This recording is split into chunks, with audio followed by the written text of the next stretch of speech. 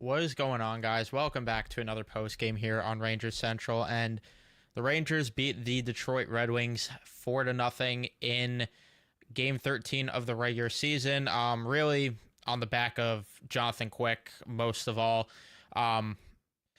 Before we jump into the action, leave a like if you do enjoy, subscribe if you guys are new, especially if you're Ranger fans, and turn on your notifications so you know when I upload or go live on the channel. Pretty much what the title says. Jonathan Quick really backpacking this team to get 2 points tonight. And all I could really say is if they think they're going to win this way on Tuesday, they are going to be sadly mistaken playing Winnipeg. But they get the 2 points tonight. And I don't know. I don't know at all. This is just like... It's just whatever. It's just whatever.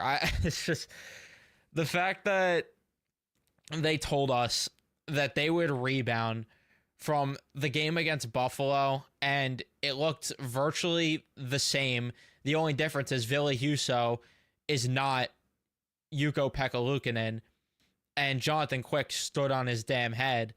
And if anything, it might have been worse defensively, the effort. I don't know.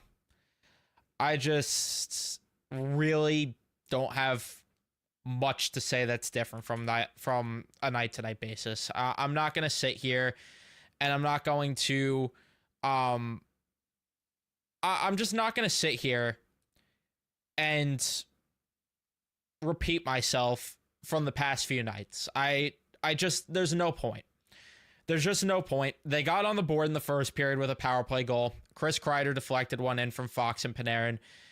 They got a goal in the second period after getting brutally outplayed the entire second period. They put together back-to-back quality shifts for the first time pretty much of the entire game. Jones, a nice little read there to get the puck behind the net to Sam Carrick, and then Jimmy Vesey was able to go in the slot because Evanson just doesn't know how to play the sport. And Vesey was able to net one from the slot. And then after that, again, they had another solid shift. And then Panarin, just a beautiful goal from Zibanejad and Lafreniere. And then Riley Smith buried the empty netter to win this game. Jonathan Quick had to make way too many quality saves. I mean, Joe Micheletti even was saying it at the end of the game. And when Joe Micheletti is getting aggravated at the game, I mean, that means something, because Joe Micheletti could be happy if they if they have 5 expected goals against, but they were winning like 6-4 or something like that. Joe Micheletti doesn't really ask for a lot. The fact that even he was getting annoyed that they were allowing odd man rushes at the end of the game, when they were up 3-4 already, and Jonathan Quick gave you the type of goaltending he did, and you give him that type of play in front of him, I just have no words. I really don't. There's nothing to add from what the conversation has been from the past few nights. They are coasting, and I said it in the last post-game stream. They're going to win games. They're going to win games because they have individual talent that could show up at any moment, and the goaltending is going to prevail more times than not in these games, and it's going to get them to the playoffs. But we know that this isn't going to be sustainable. I mean, 3 of their 9 wins are against the Red Wings. We know that it's not going to last. We know that this isn't a recipe for winning games when it matters. So what's the point in me rambling about the same thing that I'm rambling about night in and night out? I'm sorry, and I know that I'm supposed to be coming here giving you guys an extensive breakdown and everything of the game.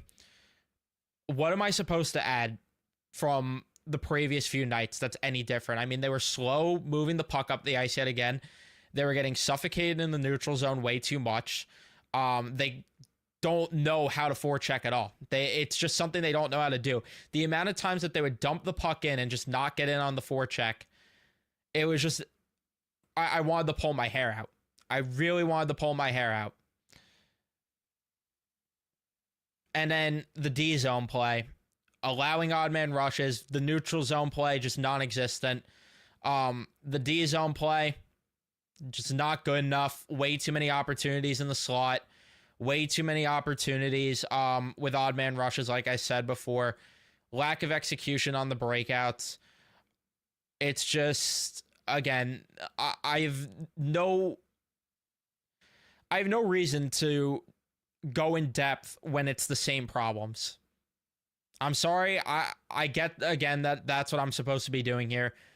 But what's the point? Because there are just so many guys that, again, they have their individual moments, but there's really nobody that is visible for a full 60 on a nightly basis outside of the goalies. Like, who could you sit here and tell me had a good game from start to finish tonight? Maybe Zach Jones.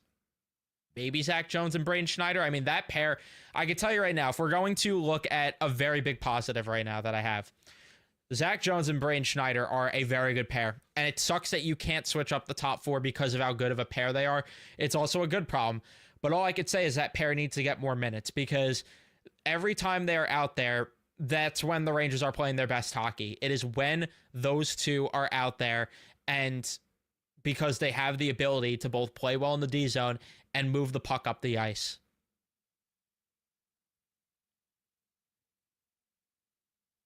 But outside of that, I mean, I can't sit here and say that every single that there's anyone else that has played well from start to finish, night in and night out. It's just the fact that they said to us that they would, it's just, again, they did it. They say every single time, we got to be better in front of the goalie. We got to do better at this. We got to do better at that. It's never there. It's just never there. And again, they're going to win games. They're going to lose games. That's just how the NHL is.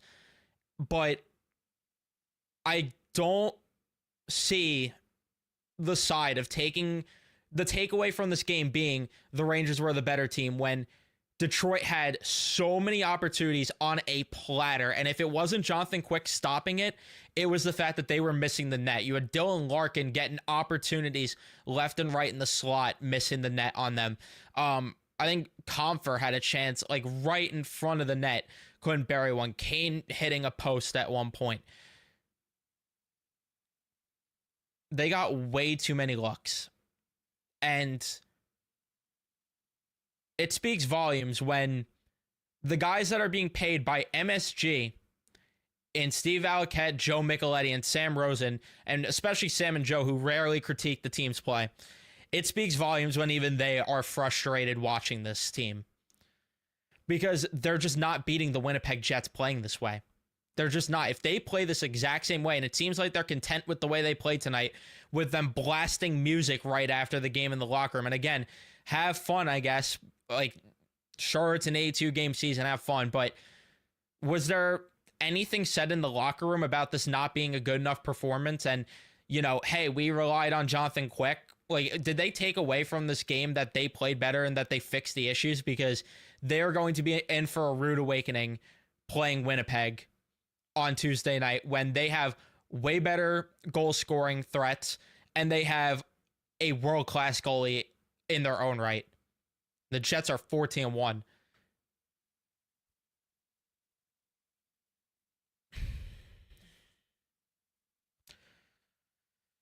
I don't know.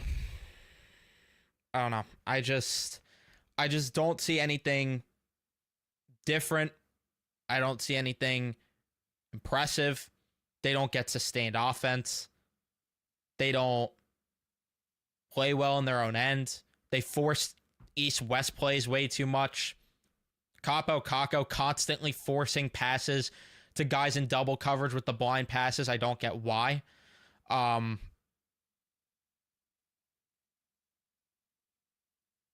No pressure on the points in the D zone. I don't know. I could ramble. There's just no point. There's just no point in repeating myself, even though I did for parts of it. I'm just going to get to the chat. I think tonight, the way I want to go about this, I want to let the people speak. I want to let you guys speak. Do you guys want me to pull viewers in to talk on the live stream? Because I could do that. I want this to be the people speaking because I think that I have said my piece enough and I've shared my frustration enough to where I'm just a record player on Cycle at this point.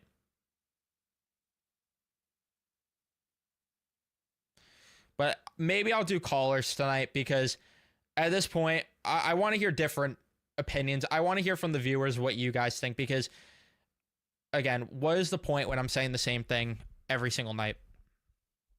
What is the point? But yeah, leave a like if you haven't already. Subscribe, like I said, if you haven't already, because of the fact that we are close to 3,000 subscribers. I know that I don't give the popular takes. I give the honest takes, though. So if you like honest opinions here, I am the channel for you. If you don't, then you could go find someone else to watch because I'm not your guy. But let's see what you guys are saying in the chat. Like I said, let me know in the chat yes or no to me doing call-ins for the stream. Yes or no to me doing call-ins. Because I could definitely do that. And if I do call-ins, I have to put the link in the chat, of course, for that one. But while I wait for you guys to answer, I'll answer a few comments that are in the chat right now.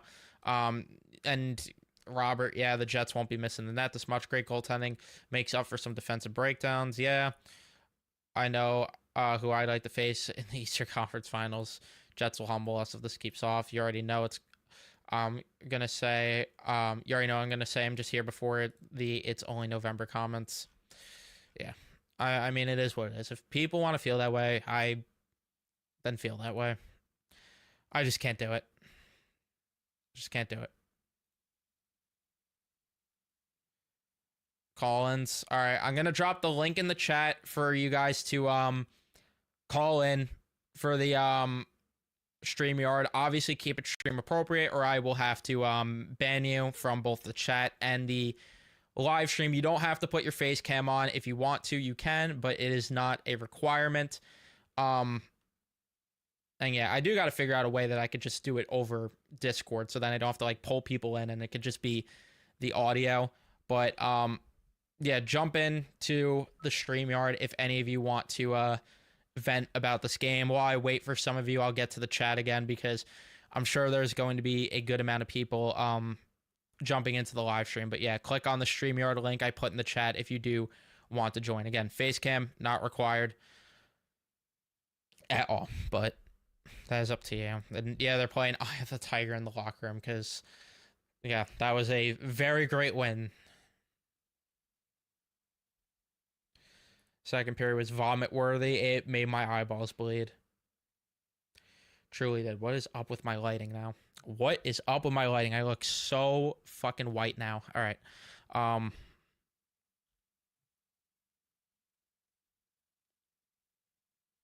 More of the same. Great goaltending. Awful. Pretty much, yeah. I have some theories. It is a systematic thing. I think the coach I'd like to see gone is Phil Housley. I can't blame coaching. I can't. Just can't. And again, I don't love a lot of the decisions some of the guys behind the bench have made, but I can't fault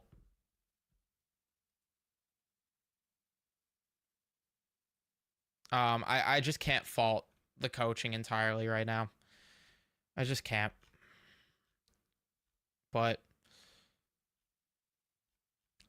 sorry, I'm just skipping through the chat, seeing when you guys have to say. Guarantee the post-game comments will go quick. You made some big saves, and obviously we have some things to clean up. I think we did good things, and we got to be better next game. Pretty much word for word what they're probably going to say, yeah. But let's get to some calls because we got a lot going on here. Let's go to Gregory first. Gregory, what's going on? How you doing? Hey, how you doing, buddy? I'm all right. How you feeling? Give me your thoughts. Let's hear it. Well, I mean, the thing is with the Rangers and everything, they got to pattern with the defense and everything. Like I said, they got to get rid of Truber and Miller or do something about them because I think Zach Jones, and Zach Jones and Schneider, are really doing really good. But I mean, thing is at the deadline, I mean, they really got to upgrade their defense because since game one, their defense has been absolutely terrible, and not only since the season, but last year in the playoffs, especially against the Panthers.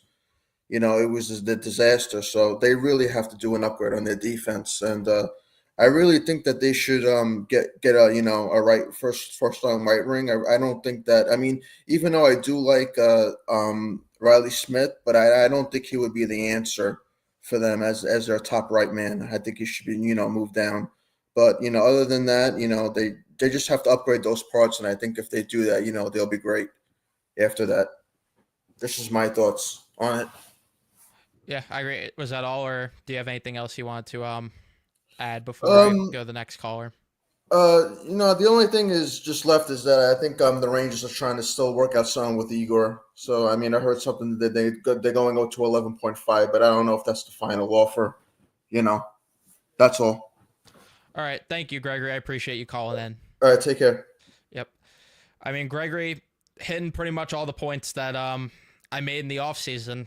During the offseason, I kept repeating this team needs to acquire a defenseman. They need to acquire more mobility on the back end. And obviously, we didn't know Keandre Miller was going to perform the way he has going into the season. That's been a ugly surprise because I know there's a lot of people in the chat that are going to tell me that Keandre Miller's always been this bad. And I think this is worse than it's been. Like, I truly think that we have seen Keandre Miller play better than this, and this is the worst type of play we've seen from him, in my opinion, throughout his career thus far. And that's saying a lot because he had a lot of rough stretches early on in his career. He had a lot of rough stretches even last year, and this has been just absolutely brutal. I agree, though, that they do need to be in the market for a defenseman when that time comes. But they should have moved Lindgren. I just cannot understand why Lindgren was not moved this past offseason. And I cannot understand why they just didn't go through with moving Trouba. The fact that 20 teams were interested and you still didn't move him, it doesn't make sense. It just does not make sense. But I don't know. But I agree with that. I agree with also his point about Smith being underwhelming. I mean, I have not been, and I was thinking it to myself, and then of course he got the empty netter because that will get fans to think he's been better. But Riley Smith hasn't popped off the charts to me in any way. Like I'm not sitting here watching Riley Smith thinking anything great of him. I don't know, but that's just me. But I do want to get to some comments before I continue with the callers. We cannot survive a competitive team with a win is a win energy. Tuesday against Winnipeg is going to be a bloodbath the way they've been performing. I agree with that. And then you're also saying, do we feel like bringing back a Miller Schneider pairings? I don't know if that's going to fix Miller, and it's hard to argue that because it's hard to break up that third pair of Schneider and Jones with the way they're playing. Like, that has been their most consistent D pair as of thus far. But yeah, I mean, sure, they can move him at the deadline, but I don't think Trouba's going to get moved at all. I just don't. But let's go to Raymond. Raymond, what's going on? How you doing? What's going on, Evan? You already know, man. It's another year of the same old, same old. Now, I got to say this, bro, I don't even know how they're winning games, Evan. I don't. I'm asking the same question, man. I'm asking the same question. Tonight was like, how did you pull this off? And I said, Jonathan Quick is their savior. Igor deserved to get benched. You allowed 6 goals the other night against the Sabres. We're not mad at that. He deserved it, 100%. Now, Winnipeg, they're going to be President's Trophy winning team, man. The way they're going about it, Hellebuck is getting another Vezina Trophy. And if they think they're going to play like that on Tuesday, you got another thing coming, man. They don't even have injuries. There's only one player injured right now. That's how healthy Winnipeg is. That's scary. Scary. And if they really think not having puck control or clearing it out is the way to go, no, not with Winnipeg. Winnipeg, I personally feel like they're on a mission to go to the Cup, and they might go. The way they're going, it wouldn't surprise me one bit, bro. But if the Rangers want to see something happen, we got to see some trade deadline moves happen to some, because I'm disappointed with Mika. Trouba's not being vocal. Give Kreider the captain patch at this point. He's been more vocal than Trouba himself. It's wild work, man. But like I said, I'm not convinced with the record, because they're still creating bad habits. I've been seeing this since 2021, so we got to see some changes, man. Yeah, I agree. Did you have any other thoughts before I go to the next caller? I mean, honestly, I know it's the beginning of the season, but if this is how they're going about it, we have to worry about the postseason, because we might be first or second round exits if they don't make either drastic moves or players actually start realizing they got to step it up. 100%, man. I appreciate you calling in. Thank you. All right, Evan, you already know. Have a good one, man. You too, man. You too, Raymond. Pretty much I agree with him about Winnipeg especially. I think Winnipeg looks completely different this year, and that was one of my teams that I thought was a dark horse going into the year to potentially win the cup. But we'll see how that translates, because they did start off last season hot and then they started to tail off. But yeah, I mean, they have a lot of weapons. Kyle Connor is going to bury those opportunities that was left on a platter for guys like Larkin tonight. And Larkin's a good player, don't get me wrong, but he's not Kyle Connor. He's not Kyle Connor, and it's going to be a rough night on Tuesday if they play this way. It's going to be a rough night. I don't know about the Kreider part. I don't know if I could get behind that part still. To me, there's just no sense of leadership at all. There really isn't. The fact that these type of efforts have continued for years now, and shout out to you, Raymond, because I know you've been on this team about that since 2021. But that's why I say there's no leader. The fact that it's the same habits every single season, it's just not good. It's just not good enough, and it's a problem. It's just a huge problem. But we'll go to the next caller here. Let's go to Jay Lewis. What's going on, man? Not much, man. How you doing? You hear me? Yep, loud and clear. How you doing? All right, cool. I'm doing all right. I'm just at work right now. But you know what I've noticed? I don't think the Rangers' defensive system, whatever that is, fits the roster. I think that has to change. They have to go back to zone defense instead of chasing the puck all the time. And the Rangers are not – you're in the NHL. You should be always ready to play in the first period. I don't know why they keep having the same excuses. These bad tendencies are going to get worse and worse and worse before they fix it, because Drury just – there's no accountability. We've seen this with Gallant. We've seen this – I think the last coach we've had with accountability – Tortorella, which is pretty sad. Yeah, I agree there, and it's just infuriating because the slow starts continue to happen, and that's why I just didn't understand why there was no bag skate even from Laviolette after the last game. It just made no sense to me. I don't know. They don't seem to hit. They don't seem to. They seem to poke check more than anything. Keandre Miller. I mean, for a guy his size, he should play the body a little more. It's not like he's going to get a penalty every single time. I mean, for a guy that could skate, he doesn't defend well. It's very just these guys have talent, but they don't seem to. It seems like the Rangers are probably hockey IQ wise, probably like the bottom 5 team of in the league as far as hockey IQ goes, in my opinion. And Mancini, send him down if he's not going to play. He's 22 years old. He needs to get ice time. I mean, what, you can't scratch Lindgren? That's going to hurt Prox's feelings? I mean, if Lindgren's really hurt, why is he even playing? I mean, you're making the team even worse. I don't know if it's like Drury making the calls, but I think Drury has to go by the end of this season. He's 100%. Been awful as the GM.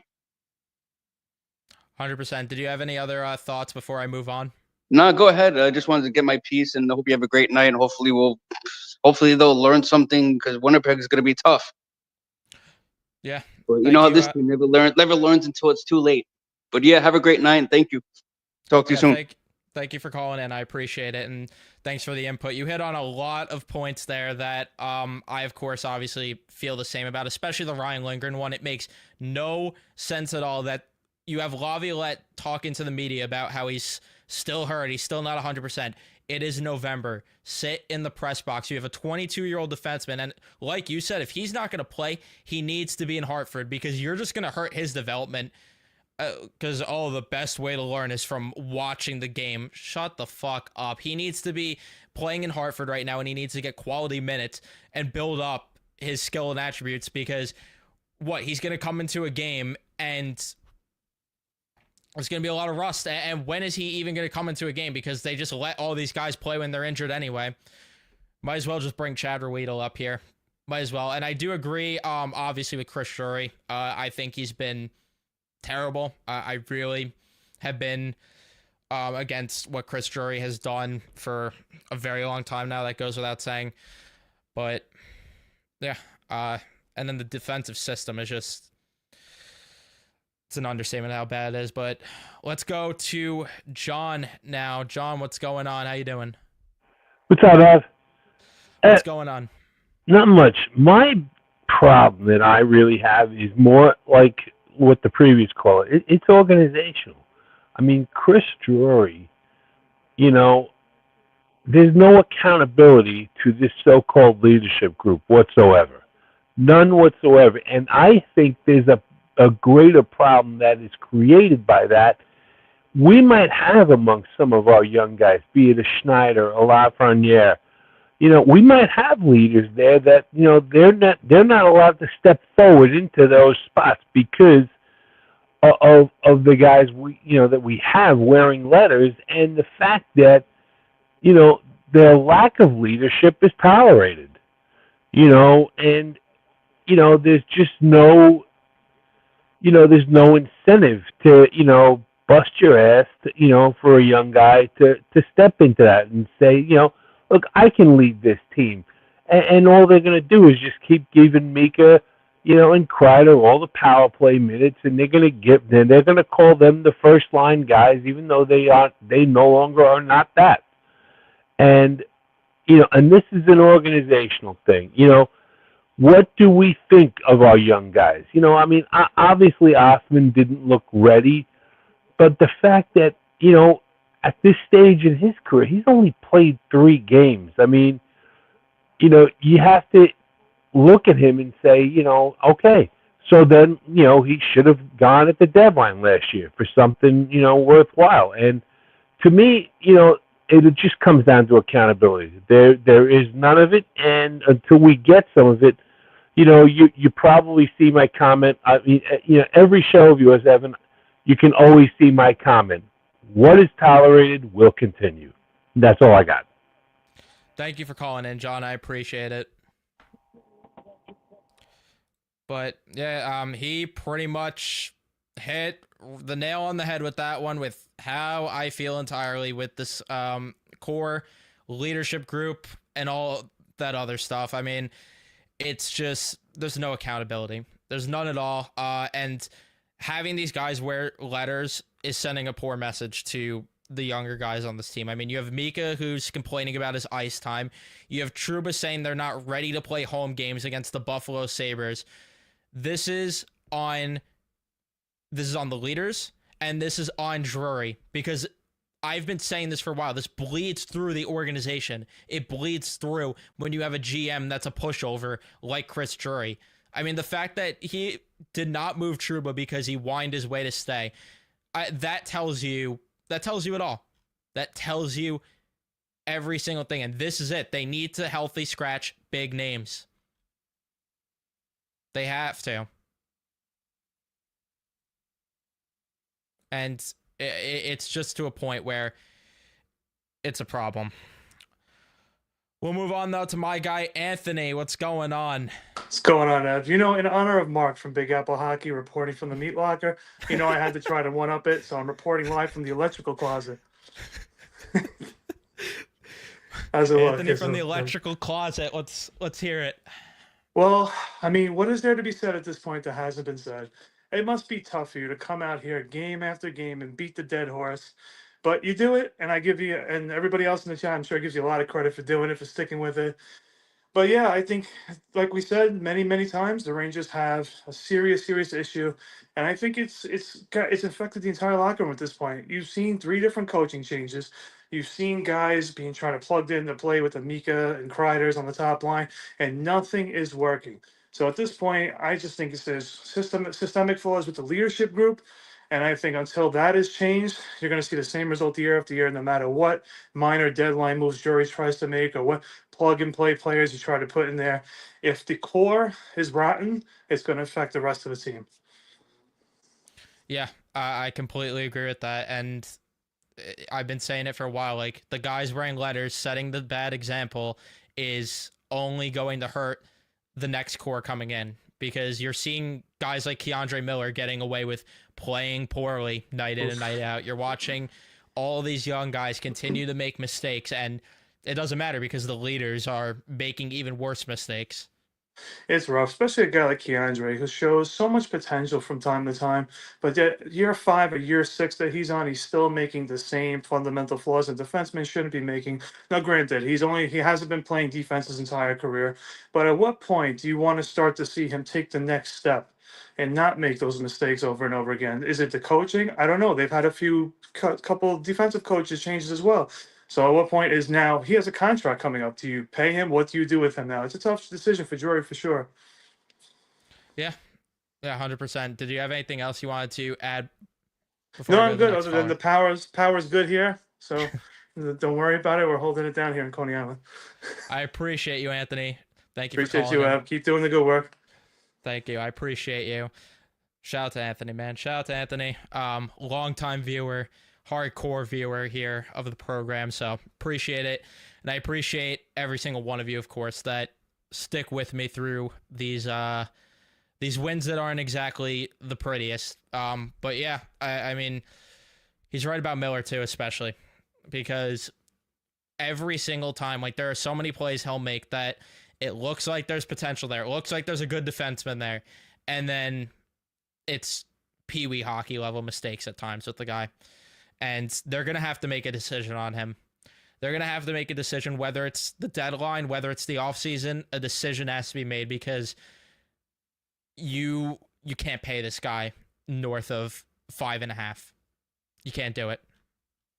And I mean, Miller's files under this, and I don't know what a player needs to do to get benched. I don't know. And that's really the problem here. It's like these players could get away with pretty much anything and not get benched. Who would I want to see as a GM or coaching replacement if we had our pick? What type of decision makers elsewhere in the league are good examples of what would fix this core? I don't have a name for you, unfortunately, in terms of both of these. But if I was to say with a GM, they need to hire a GM from the outside, because you cannot do what they did with Drury, where they promoted from within, and he has this loyalty to all these players in the organization because he played a role in developing, drafting, signing some of these guys. I mean, he was in the front office for long enough to have some sort of say. You need a guy from the outside that has no connection and will be cutthroat with these guys, because being cutthroat with Barclay Goodrow is not good enough. That's just not enough. Why is Zach Jones our only defenseman who hustles? I don't know. But let's go to a familiar face of the program. The dramatic camera turn. Oh, my bad. Bro, I don't know what we're complaining about. We're 9-3-1. We won 4-0. We won the President's Trophy last year. We made the conference finals again. We have a regular season championship banner from last year. I don't know what we're complaining about. I don't know either, man. Yeah, you know what? I don't know. I think we're being too ungrateful. I I so think we're too. just being too ungrateful. I think our standards are just way too high for everybody else. But yeah, no, I mean, look, I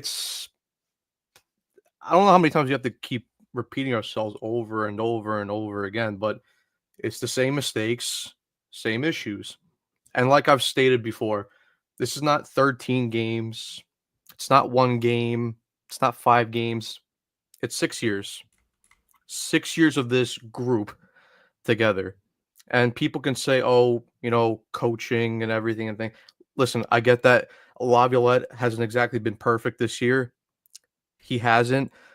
But this is just an organizational issue. Like, I forgot the caller who brought that up. This is just an organization as a whole, because you could blame Quinn, you could blame Gallant, you could blame Lavi, the constant in all three of those coaches is the roster, these group of guys. And what pisses me off even more, because we recall back to a year last year where the Rangers started the season very well and they had a defensive shape. They had that 1-3-1. They were playing excellent defense. Sure, was the offense completely there because they were only generating the offense from the one line? Yes, but I would rather see a team have that good defensive structure, because I always think you can build on the offense. The defense has to be a set fundamental. If you don't have the set fundamental of the good defense, you won't go far in this league. And sure, yeah, the Rangers have gone to conference finals, but that's because their goalie is so dominant that they could just carry, which again is another reason why I don't want them to pay Igor, but that's a separate topic. I don't want to cause World War III in the chat right now because of that issue. But I think what pisses me off even more is the fact that this group is capable of doing it, because we saw them do it last year. And you know what? I'd rather have a group of guys that are not skilled enough to be able to play that way than guys that just don't have the mentality and they don't have the ambition to play that way. Because we saw it. We saw it last year. They played very well. And then all of a sudden, because we're coming up on the anniversary of the massacre at Madison Square Garden where the defensive fundamentals just got thrown out the window against the Bruins. And from that point on, and sure, did we see a little patches here and there against the Kings, against the Hurricanes, a couple 2-game stretches here and there, but I'm talking about the long stretches. And this is why I don't have a lot of confidence that this team can go far or make a deep run, or at least a deep run that I can look at them and say they actually deserve to win the cup. Because let's be honest, they went far in 22, they went far in 24 last year, but did we really take them seriously to be the top cup contender team? No, not really. And I agree with the point that like Anthony was saying, and I've got the other caller who brought that up about Keandre Miller. I would look to move him. I think if there's a type of move where like similar what Edmonton did, where they traded Tyson Barrie to Nashville to get a Matthias Ekholm type, I would do that. The problem is though, first of all, I don't know what type of defenseman's out there that's going to be available at the deadline, but truly, to be honest, even if they bring in a top flight defenseman, like I don't even think his impact will change the team, because it's not even the defensive pairs are an issue, but it's so much more than the defensive pairs. It's the forwards as well, because team defense is team defense, forwards, defensemen. So if you could just make one little tweak here and there with the pairs, sure, they'd look better defensively. But how many times do we see chances go the other way because the forwards get caught in deep in the offensive zone and they're not back checking? You know, there's only so much defenseman can do. If it's a 3-on-2, you know, that's not your fault as a defenseman. That's the fault of the forwards for not forechecking correctly and then being caught. Because there was a couple shifts today, and even we've seen it from plenty of games, where they get the puck in deep, a defenseman goes in to retrieves it, and then they just glide past the guy with the puck. I saw it one time too. There was a play. They got it deep, and the Hedl goes in, and this is not just to kill Hedl specifically because it's everybody, but Hedl goes in and he just glides past the guy, and then Detroit picks it up, one quick pass out of the zone, boom, scoring chance the other way. Yeah, that's really the problem, and we saw it in the last minute when Joe was really pissed off about it, how it's just not forechecking correctly, making dumb, risky plays. And again, there are times where defensemen are making stupid pinches, but you have way too many guys getting caught below the goal line because this team does not know how to forecheck properly, and that's it. And then the forwards aren't there. And as much as some of these, and that's another conversation that obviously is different. I think in hand goes with the fact that a lot of fans overstated how good some of these forwards are defensively. Like a guy like Capo Caco tonight made multiple mistakes in the defensive zone. Mika Zibanejad is not the Selke caliber forward that fans label him as. And then Vinny Trocheck, he usually is good on both ends of the ice, but I don't know what's going on with him to start the season, because if we saw him leave the bench at some point, if he's hurt, he needs to not play, because he's been very underwhelming this season so far.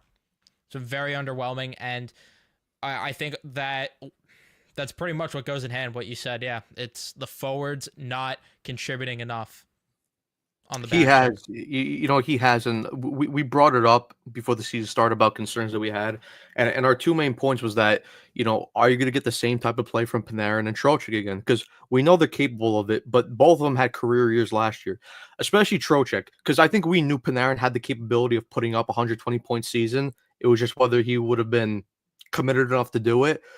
Trocheck, you bring him in on a deal, you think that he'd be about a 60, 65-point guy. He was a 75-point guy, and he was their best center all year last year. I mean, did he exactly, drive play all the time in that second line? No, because you have Lafreniere and you have Panarin to do that. But he was very integral last year on the penalty kill, power play, even strength. And so far, am I completely worried about Trocheck? No, because I still think he has the capability of rebounding, but it's clear that his regression this year so far has hurt the team, both defensively and offensively. Yeah, 100%. Did you have anything else though to add before I move on? Yeah, Tuesday night's going to be really fun. I'm so excited. Have a good night, though, Matt. Yeah. But yeah, he pretty much hit on everything that I've reiterated a lot throughout these post-game streams. They just and this question kind of piggybacks off of what he was talking about. If they didn't have the talent but played with structure and were not 9-3-1, what would I say?